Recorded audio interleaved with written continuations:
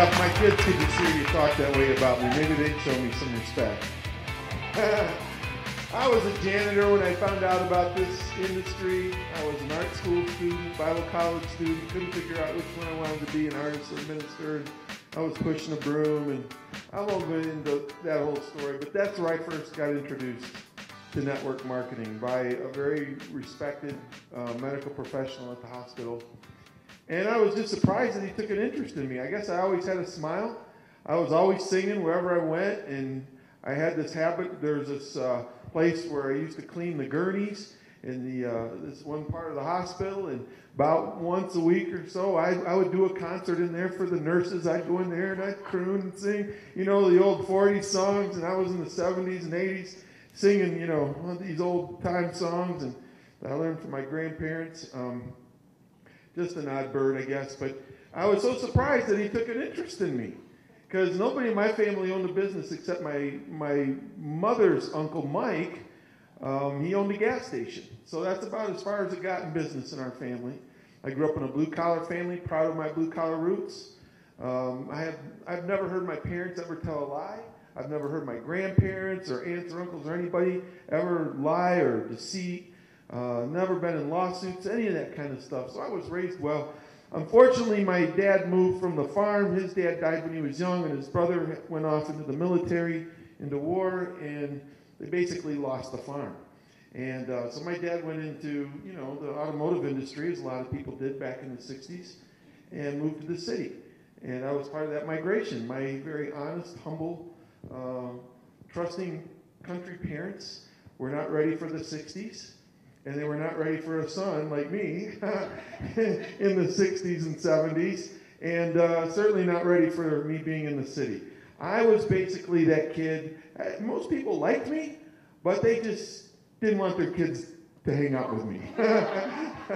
I started my network marketing career very young. I was 11 when I started sampling people and getting people to buy my stuff and getting them to go sell it to other people. I was a young entrepreneur. Okay, I don't know what you're thinking about. I'm talking about newspapers. No, I'm not. I'm just kidding. It was that. It was both newspapers and that. So, but anyways, this man took an interest in me, and he helped me figure this thing out. And I learned so much from him in my first 9 months. Unfortunately, that company wasn't right for me, and I went to another company, and there was another mentor right there to help me. One of the top people in that company, one of the biggest companies in our industry, certainly at the time, and still is a well-known company and respected company. And he mentored me. I don't know why he mentored me. He just did. I didn't make him a lot of money. I never made any of these cats a lot of money. It took me a long time to figure this thing out. I was so ministry focused. I was so something else focused. Art, something. I didn't know that I wanted to do network marketing, but I was just always in it as a means to an end. I made some money, but I never made a ton of money. And then, later on, I was doing consulting and publishing. When desktop publishing came out, I started a desktop publishing consultancy and worked primarily, actually exclusively with ministries. And I got a call from a family friend, and he said, "David, we need somebody to do our graphic design for us." And I said, "I'm sorry, Bill, I don't work with businesses. I only work with ministries. I'm doing quite well. I enjoy what I do. I'm not that interested in money, so it's not about the money. I have to feel like I'm a part of something that's great, that's going to change lives. That's all that really motivates me. We all need money, but that doesn't always motivate all of us." And I was going to turn him down, and I just got this little something in my heart. Gut said, "Don't say no to this. You don't know what this is. Don't say no to it." I said, "Well, I'll take a look at it. Where are you located?" "In Dallas," and I was in Kansas City. He said, "We'll bring you and your family down and just spend the weekend with us, and we'll tell you about the company." I'll give you the shortened version of a very long story. I spent 3 or 4 days with this scientist friend of ours, brilliant man. And as we were leaving, I said, "I need to go to the store to grab a couple things for the, my wife and kids. And could you take me to the store before we head out?" And he said, "Sure." On the way back, after 4 days, after I met the staff, after I met him, after I heard about what these incredible products would do for people, on the way home, he's riding the car, and I'm sitting in the passenger seat, and he looks at me, and I said, well, what kind of marketing channels do you have? Do you sell this through?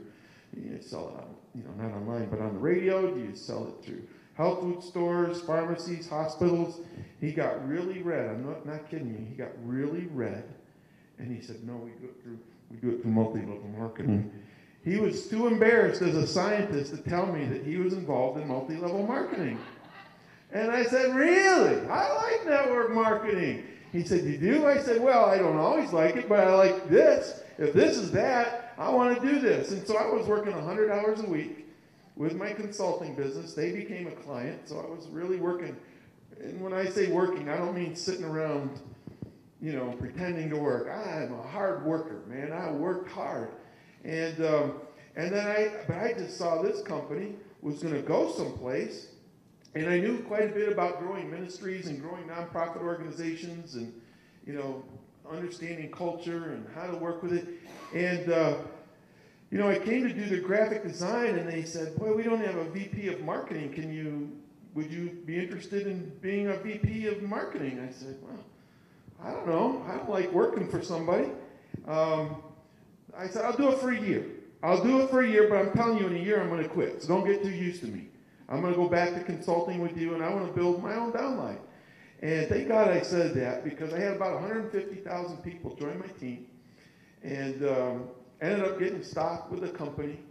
Made a lot of money. Owned a very successful publishing company. I produced sales and marketing tools for network marketers around the world, and did a couple $1 million doing that. And I wasn't trying to make money, but somehow it just started falling into my lap, right?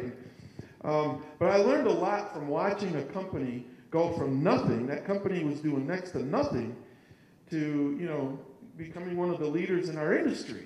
And I was right in the center of it because I was close friends and an advisor to the owners, personal confidant, and I was the VP of marketing and one of the top leaders in the field. And I didn't know anybody that had my job in the industry. Didn't know anybody that had all of those things. It's usually one or the other, but not all of them.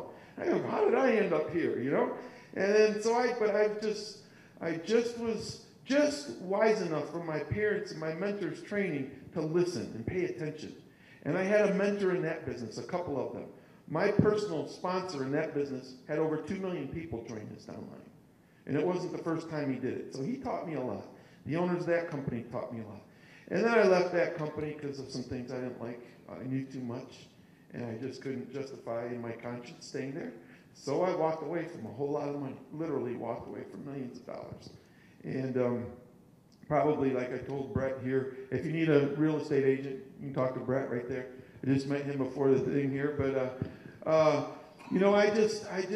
not a good businessman. Money doesn't drive me. And if you want to be a successful CEO or something like an executive, you gotta let money motivate you more than it does me. There's nothing wrong with it. It's just not me. And so, long story short, I left that company, and I didn't get back into network marketing for a few years. And then I got a call from another company. I said, I don't want to do network marketing right now. I'm sorry. It seemed like a great group of people, but I'm not interested. They said, will you please, they knew I was moving from Ohio to LA. They said, would you please just stop by St. Louis and meet with us? I said, okay, because you're right on the way, but I'm literally a half hour, and I got to keep moving. I'm driving across the country here. And they said, okay. So I thought, how can I dress? Network marketing company, they probably all wear suits.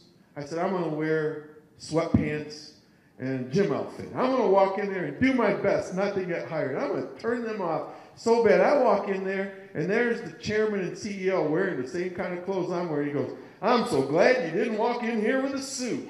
I'm like, oh, great. Who's one of your mentors? I named a couple names. He goes, those are my mentors. Those are my close friends. Really, you're not leaving here until you accept this job. I said, I don't want a job. I got jobs waiting for me in LA where I really want to live. You're not leaving here until you accept the job. I said, well, I'll tell you what. There are 3 things I will never do for you. If I accept this job, there are 3 things I will never do for you. I will never, ever lie for you. I will never cheat anybody for you. And I will never flatter you. And I'm really opinionated. I'm gentle and I'm humble, but I'm opinionated, and I won't change my mind just because you tell me to. And I said, the other thing is I want to interview anybody that I want to. from the janitor to your executives to the people in the field. Long story short, I did end up taking the job with that company for about maybe 4 or 5 months. And that company became the fastest growing company in our industry again. I thought, wow, how'd that happen? You know, I don't think I'm all that special, but something's working here. And then another company asked me to do the same thing. They went from being a small company to now $1 billion a year company in a matter of a few years. I'm going, well, that's quite something. It's a janitor kid. You know, something's happening here. And I'll tell you know what's happening? Mentors. You don't have to be a highly educated person. You can be. The fastest growing demographic in our industry is business professionals and millionaires, quite honestly. They're getting it. They're going, God, this is amazing. I don't have lots of liability, virtually no liabilities. I don't have rent. I don't have employees. I don't have all these things I have to have in my other business, but I can make as much money. And oh, by the way, if I go on vacation for a month, I still get paid. How does that work? You know, if you're a lawyer and you make $1,000 an hour, you go on vacation for a week, you cost yourself, forget what the vacation cost you. Figure $1,000 an hour, you know, if you even work 20 hours, bill 20 hours, that's $20,000 just to leave the office for a week. And then the money for the vacation starts, right? And so a lot of these cats that make a lot of money, they're not living life happily. They're very unhappy. They work too hard. And they're slaves, and they're trying to get out of it. So they're getting it. And that's why Warren Buffett's invested hundreds of millions of dollars. The most savvy investor in the world is sinking his money into network marketing. That ought to tell you something. He's the guy that everybody else looks to for clues. Well, there's a clue for you. In fact, network marketing has 91.5 million people in it today. 91.5 million. I want you to stop me when you think I've added enough cities to equal 91.5 million. Okay, and I don't want you to think of just that city, but I want you to think of the whole metropolitan area, including the surrounding cities. And you can check this out on the U.S. Census Bureau. That's where I got these numbers. I want you to stop me, raise a hand, and say, I think you've hit 91.5 million. Nashville. And add all these cities together in the metropolitan areas, all cumulative. Las Vegas, Chicago, Houston, Phoenix, there's a hint. Miami, Fort Lauderdale, all these cities and all their surrounding cities combined. Okay? Los Angeles, Houston, Chicago, all these cities and their surrounding cities combined. New York City. Okay. If you raise your hand, you're wrong. All of those cities combined and all their surrounding little cities don't equal 91.5 million people. It's actually 87.6 million people. $153 billion. Which of these companies do you think is a $153 billion or more company? McDonald's? Google? FedEx? Yeah? All three of those companies combined are $153 billion. And our industry did that much last year in sales. It's huge. It is absolutely huge. Our industry is massive, and it's growing so fast. And the fastest demographic are business professionals. Steve, very humbly, got up here, didn't tell you what he did. The guy went, he's a business professional. He works with millionaires. He went from starting, when did you start? The middle of September? He's made it to Crown Diamond already. My God, that takes most talented people years to do. And he did it in 3 months. Okay, so we're in a growth phase right now. And let me tell you something about growth phases. If you want to make a little bit of money, or if you want to make replacement money, you want to replace your current job because you're not so sure your job's going to be around, or if you're looking to make your dreams come true. And I don't say that lightly, because I don't believe everybody's going to, because I don't believe everybody's willing to work hard enough to make it happen. This isn't a get-rich-quick scheme. You got to learn a handful of skills, and we'll teach you the skills, and we'll stand right beside you and help you do them, right? That's what we did all weekend. We stand by each other, and we help each other do it. So if you don't make it, it's not because you're not getting the help and the training that you need. But I just don't believe most people really are willing to work hard enough. You know, the average 8-hour day that's spent in America, you know how much they actually work? 6.5 hours. They get paid for 8 and work 6.5. So most people just aren't willing to do what it takes. But you don't have to try to be rich to make a lot of money in life force, especially not over the next few years. Listen, I'm very grateful to say 100% of my clients become the fastest growing company in our industry. 100%. Not 99, 100%. I can write my paycheck in this industry. My last company that I was with, there are 83 copycats of that company right now, trying to emulate it identically right now. That means 83 clients for me because I'm the guy that designed it. So I could go to all of those people and collect money from them. They pay me just to say I'm there. I don't care. I don't want that money. You know what I'm looking for? I'm looking for decent people that I can trust. I'm looking for integrity. I'm looking for a place that I can stay and pass on a team, the income, as Michael said, to my kids and my grandkids. I'm looking for a place that when I wake up, I feel good about going and doing what I'm doing, and I feel good about the products that I'm selling. I've never once heard anybody at this corporate office lie. I'm telling you, that's rare in business. I don't care what business you're in. Lying in business seems to be an art form, right? When it involves thousands of dollars, I've seen very good people that I thought would die for integrity. You know, they lie for $5,000. You think people don't start lying for tens of millions of dollars or hundreds of millions of dollars?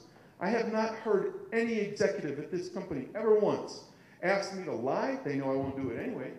I have not asked them to say, we're going to say this and do this. Let's cheapen this and make it a less quality product. All those things that make me just not like working with some other companies. I've never heard it, not once, not one time. To me, that matters. Because what matters to me is the people business, as Steve said. I'm in the people business. Whether it's ministry, they called my church the Misfit Church. When I used to pastor, you know why they called it that? Because I took all the people that nobody else wanted. I took the drug addicts and the gangsters and the prostitutes, and I'd go have church, wherever, in a park. I didn't care. Wherever those people felt comfortable going, that's right. I went. I didn't care about, big buildings and big offerings. I didn't care about any of that stuff. So I was kind of an oddball in my ministry world too, right? So, but I want to be involved in something that changes people's lives. And let me tell you something. If you do nothing but help a lot of people get this Be New program into their life, you're going to change lives. How many of you know somebody that's had a limb amputated because of something like diabetes? Okay, people in my family die of either cancer or diabetes. This way right here is not a good sign for somebody in my family. I'm so happy about this Be New program because it is going to change lives. It's going to protect families. It's going to make people happy and make them more productive even in their business. Because if you feel better and you're not carrying all that weight, you're going to do better in your job. So just the products themselves, even if your motive is just greed and money, if that's you, I don't judge you. But you know what, in this business, if that's all you're going to do and you just want to sell product to make millions, go for it. You know why? Because you're going to change lives. You're going to change. There's no way to make good money in life force without helping people, without changing their health, as Steve said, without changing their health, without changing their finances, and without changing their social circle. Putting good people in your life that care about you, want to see you succeed. This isn't one of these, the people at the top make all the money. Man, Michael, you make great money. You and Kristen make phenomenal money. But you and I have talked about this. There could be somebody sitting in this room that a year from now could make more than you. And you've been at it for 15 years. That's what happens in a growth phase. Things just go crazy. So this company will not always be in a hyper-growth phase. I'm not going to pretend that it will. You can't keep growing and growing and growing exponentially 2 and 3 times your size in a year. You can't do that forever. It's mathematically impossible. But I can tell you what I've experienced in the growth phase. I have experienced ordinary people who, in any other company, would not have done nearly as well. Like if their goal was to make a few $1,000s a month, they made $30,000 a month. If their goal was to make a few $100s a month, they made a few thousand in the growth phase. If their goal was to make, $25,000 a month, they made $125,000 a month in a growth phase. Let me tell you something. In a growth phase, you'll never experience anything like it ever in your life. If you've never been a part at the inside of one of these companies, and I say inside, I mean you're in the move, you're going with it. If you've never experienced that, there's nothing like it in the world. It is the most fun, exciting, challenging thing you will ever experience. But people's circumstances change, and they change fast. And for the next 3 to 5 years, LifeForce is going to be in a hyper-growth phase. And we're just inviting you to come with us. This is not a fit for everybody. I don't know if this is a fit for you now, or maybe it's a fit for you some other day, but I can give you some really good advice, okay? I'm just a recovering redneck janitor, okay? But I'm going to give you some advice. Find a way to fit this into your world right now. I don't care what you're doing. Find a way to fit it into your world a little bit. You will not be sorry. You will not be sorry because you will change lives no matter what you do. You will change your life. You will be a better person on the other side of LifeForce, I guarantee it. And there's a good chance that if you still have a little bit of dream left in you and you haven't let life beat it out of you, there's a good chance you could make those dreams come true. This is the time. You look for a company that's at the right place, at the right time, with the right products, doing the right thing, and with the right integrity, and you found the magic recipe. I told all of my potential clients, I put it out on the internet, a dumb businessman like me, I said, don't even bother calling me for consulting work. I'm sticking with LifeForce. I love this company, and I'm making it my home. And so I'm happy to be here, and it's because of people like you that made it what it was. So thank you for doing that for me and finding a home for me. And I can tell you, I was telling Brett, those 91.5 million people out there that are in network marketing, I can tell you because I can probably say out of 91.5 million people, I'm probably not more than 2 people removed from somebody that they know, probably their upline. They're either their upline knows me or I know them, right? So, and I can tell you from my experience in working with a lot of the key influencers in this industry, they're looking for a home. I'd say at least half of the network marketers out there are looking for a safe home. They're not happy where they're at. It's not what they thought it would be. The integrity wasn't there like they thought it would be. They're having struggles in their conscience with representing the products because they learned they're not as good as they thought they were. And they're looking for LifeForce. They just don't know we're here yet. They just don't know it. So the next few years is going to be the funnest ride of our life because people are going to hear LifeForce. It's going to be a household name, certainly in our industry, and you won't be able to walk anywhere. I guarantee if you walked out on these streets today and went to 100 people, I'd be surprised if you heard of anybody that met too many people that knew anything about LifeForce. 3 to 5 years from now, I'd be surprised if you went out there and in 5 minutes could find a handful of people that didn't hear about LifeForce, and you'd only talk to a handful. It's going to change that fast. So, I'm on board. If you're in, if you're not, that's okay. We love you. Come back another time. But I would take this advice. Find a way to fit it into your life somewhere. A little bit or a lot, that's up to you. But find a way to fit it into your life. You will not be sorry. Okay, so Scott, am I supposed to do something else?